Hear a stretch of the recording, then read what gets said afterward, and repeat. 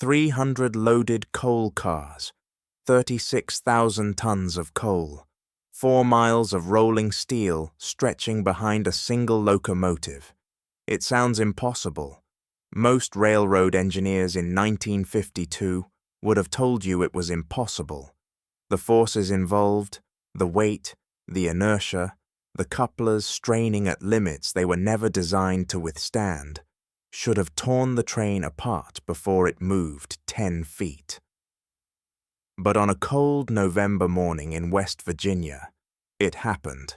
The locomotive was a Norfolk and Western Y6B, number 2197, and what it accomplished that day remains unmatched in the history of American railroading, not because others tried and failed, but because no one else was crazy enough to try.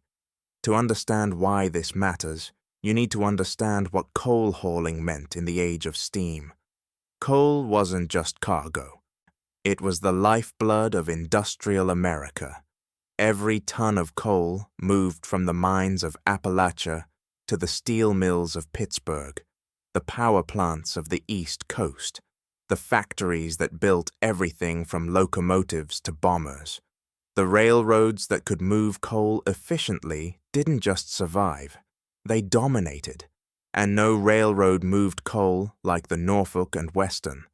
By the 1950s, most American railroads had already switched to diesel. Diesels were modern, clean, efficient. The future. But the Norfolk and Western, sitting on top of some of the richest coal seams in North America, made a different calculation. Why burn expensive diesel fuel when you're literally running trains over mountains of coal? The N&W doubled down on steam, building some of the most sophisticated and powerful coal-burning locomotives ever designed. The Y6B was the culmination of decades of coal-hauling evolution. Compound articulated, 2 sets of driving wheels, each powered by its own set of cylinders. Low-pressure cylinders in front, using exhaust steam from the high-pressure cylinders in back, wringing every possible ounce of power from each shovelful of coal. Tractive effort rated at 152,206 pounds, the pulling force equivalent of about 200 horses. But even a wee 6B had limits, or so everyone thought. The standard coal drag on the N&W's Pocahontas division ran about 160 cars. Each hopper car carried roughly 120 tons of coal when loaded. That meant a typical train weighed around 19,000 tons. One locomotive could handle it, barely, on the relatively flat stretches. On grades, they'd add helper engines. The physics were straightforward. The weight was manageable. The system worked. Then someone in the N&W operations department started asking questions. What if we're thinking too small? What if the locomotive can handle more than we think? What if the limitation isn't the engine? It's our assumptions? The catalyst was a backlog. Too many loaded hoppers sitting in the yards at Williamson, West Virginia. Too few locomotives available. The mines were running full tilt, and coal was piling up faster than trains could move it. Normally, you'd just wait for more power. But the N&W dispatchers, facing pressure from shippers and management alike, began considering alternatives. Could one Y6B pull more? Not 180 cars. Not 200. But what about 250? What about 300? The mechanical department ran calculations. The forces on the couplers would be enormous, but the cars were equipped with heavy-duty Sharon couplers, designed for exactly this kind of severe service. The drawbar on the locomotive itself was overbuilt. N&W engineering didn't do anything halfway. The limiting factor would be starting friction, getting that mass moving from a dead stop. Once rolling, momentum and careful throttle work could sustain it. Theoretically, it might work. Theoretically. The skeptics weren't quiet. Veterans who'd spent their entire careers on coal drags called it reckless. The forces would snap couplers like twigs. The train would accordion on the first curve. One broken knuckle, and you'd have a pileup that would tie up the Mien line for days. But desperation breeds boldness, and the N&W was desperate to clear that backlog. The railroad picked Y6B2197 for the attempt. Not because it was special, Y6Bs were nearly identical, but because it was available, in good condition, and assigned to a crew that knew the territory. The engineer was a veteran named Charlie Mason, a man who'd spent 20 years on the Pocahontas Division and knew every grade, curve, and switch between Williamson and Portsmouth. If anyone could nurse 300 cars over the rails, it was Mason. They built the train on a cool November morning, car after car after car, each hopper groaning under 120 tons of coal. The brakeman walked the length of it, checking couplers, testing air brake connections. By the time they finished, the train stretched nearly 4 miles. The caboose was so far back that the crew couldn't see the locomotive without walking a quarter-mile up the tracks. Word spread through the yard. Crews stopped to watch. Some placed bets. Most figured Mason would get a mile, maybe 2, before something gave. The yardmaster stood on the platform, arms crossed, equal parts curious and concerned. This wasn't a sanctioned experiment. It was operational necessity, dressed up as engineering audacity. Mason climbed into the cab of 2197. The fireman had already built up steam pressure. Gauges read 300 pounds per square inch, water in the boiler at the right level, fire roaring in the firebox, everything ready. Mason looked at the air gauge, brake line charged, all cars connected. He wiped his hands on his overalls and reached for the throttle. The dispatcher's voice crackled over the radio. 2197, you're cleared to Portsmouth. Good luck. Mason released the independent brake, opened the throttle a fraction. The compound cylinders began to move. High-pressure steam pushed into the rear cylinders. Exhaust from those cylinders fed the massive low-pressure cylinders up front.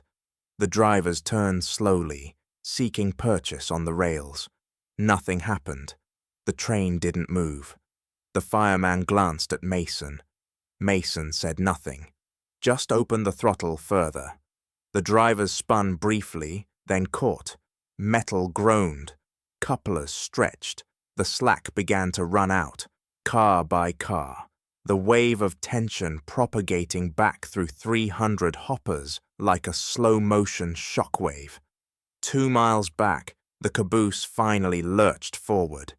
They were moving. The first mile took 15 minutes. Mason worked the throttle with surgical precision. Too much power, and the drivers would slip, wasting steam and time. Too little, and the train would stall. The Y6B's exhaust beat a deep, rhythmic thunder that echoed off the valley walls. The fireman shoveled steadily, feeding the insatiable firebox. Steam pressure held steady. At 3 miles per hour, they began climbing the first grade. This was the test. Level track was one thing. Fighting gravity with 36,000 tons was another. The exhaust sharpened. Steam pressure dropped slightly as the cylinders demanded more. The fireman threw coal faster. Mason cracked the throttle open another notch. The locomotive didn't falter. It just kept pulling. Inside the cab, the heat was overwhelming. The firebox door opened and closed, each time releasing a blast of flame that turned the fireman's face scarlet. Sweat soaked through their shirts. The floor vibrated with the massive reciprocating forces of the compound cylinders. Outside, the world crawled past at walking speed. By the time they cleared the grade, railroad officials along the line had heard about the attempt. Telegraphs clicked with updates. Dispatchers held other traffic. This wasn't just an operational experiment anymore. It was becoming legend in real time. Crews on passing trains stared at the endless chain of hoppers rolling past. Some counted cars. Most gave up around 100. The mathematical reality of what 2,197 was doing defies casual understanding. 36,000 tons. To put that in perspective, a modern freight locomotive pulling 10,000 tons is considered heavily loaded. Mason was hauling 3.5 times that with 1920s technology. The drawbar pull, the actual force the locomotive exerted through its coupling, exceeded anything the designers had anticipated.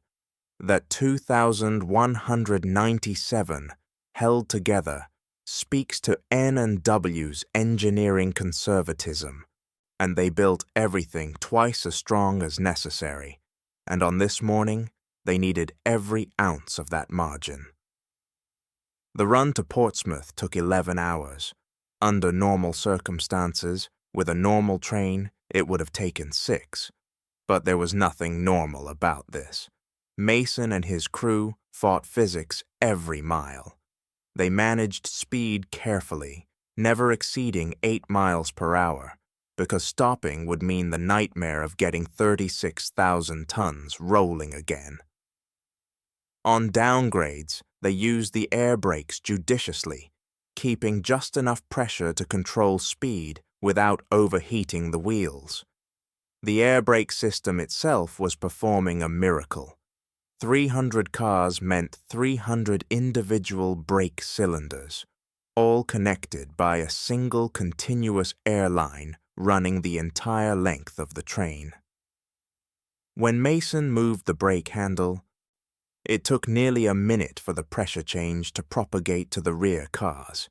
He had to think a mile ahead, anticipating grades and curves long before they arrived. 4 miles of train, snaking through the Appalachian valleys. The Y6B at the front, working methodically, never complaining. Coal smoke hanging in the air long after the train passed. Farmers stopped their work to watch. Children ran alongside country roads, trying to keep pace with the crawling giant. When 2197 finally eased into the yard at Portsmouth, the yardmaster stood watching with something like awe. They'd done it. 300 loaded coal cars, 1 locomotive, no helpers, no failures. The only locomotive in history to pull 300 loaded cars, and it had done so not in a controlled test with engineers and cameras, but in regular freight service, because the railroad needed the coal moved and didn't have time for anything else. The N&W recorded the achievement in their operational logs. 300 cars, 36,240 tons total weight. 2,197 burned approximately 6 tons of coal on the run. Ironically, a tiny fraction of what it hauled. Average speed, 6.8 miles per hour. Maximum drawbar pull, estimated at 145,000 pounds. The company issued a brief internal memo congratulating the crew. No press release, no publicity campaign. Just another day on America's last great steam railroad. But here's what makes the story remarkable beyond the numbers. The N&W could have done it again. They had the power. They had the track. They had dozens of Y6B locomotives, identical to 2197. But they never did. Not because it didn't work. It worked perfectly. But because it didn't make operational sense. 11 hours for one train meant tying up the entire subdivision. Regular 160-car drags were more efficient. You could run 2 of them in the time it took to move 300 cars behind one locomotive. The math worked against the monster train. So 2197's achievement stood alone. Not a regular practice, not a record that anyone else tried to break, just one perfect demonstration of what the machinery could do when pushed to its absolute limit. Today, coal trains still run through West Virginia, but they're pulled by diesel locomotives lashed together in groups of 3 or 4. Modern coal drags run 130 to 150 cars, less than half what 2197 pulled in 1952. The economics changed, the technology changed, but the physics didn't. Those 300 loaded cars still represent the absolute ceiling of what one locomotive ever accomplished.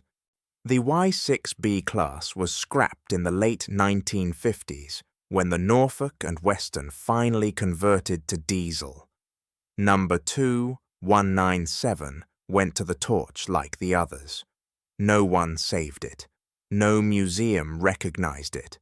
The locomotive that pulled the longest, heaviest single locomotive freight train in American history disappeared into recycled steel. What remains is the record in the operational logs, the testimony of the crews who witnessed it, the memory passed down among railroaders who understand what the feat meant, and the simple, unarguable fact that on one November morning in 1952, a black articulated locomotive with the number 2197 on its cab proved that the limits we accept are often just the limits we imagine. 300 loaded coal cars. Nobody else ever tried. Nobody else ever matched it. And likely, nobody ever will.